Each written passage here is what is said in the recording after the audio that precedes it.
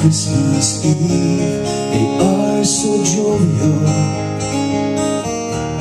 They're gonna get a brand new Christmas tree. Well, at the tree store, there was one little bitty tree. He was so puny, he didn't even have that many leaves or needles, whichever you prefer. After all, he was a conifer. When all the nice families came and bought their big pretty Christmas trees, but as for the little tree, from now on I think I'm gonna call him Pete. Yes, Pete is his name, and being little and puny is his game. Well, have you heard what happens to trees when they don't go home to families? Well, it's about to happen to Pete, and he is not very happy.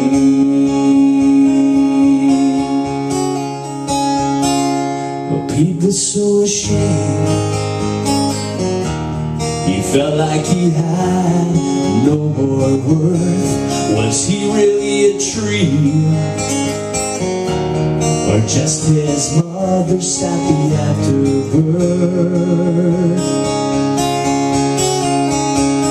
So they shipped him off in a big old flatbed truck. He thought to himself, Pete, you suck, you suck, you suck.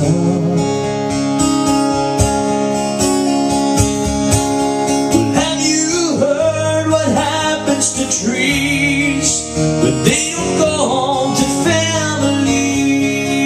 Well, it's about to happen to Pete, and he is not very happy.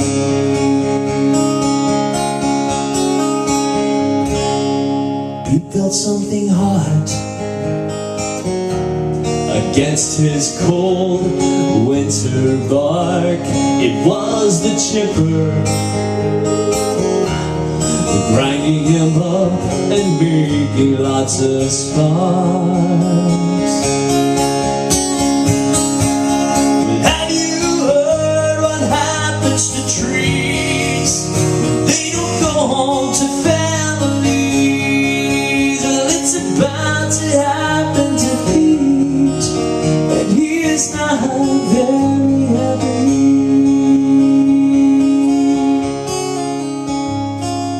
But that's not the end.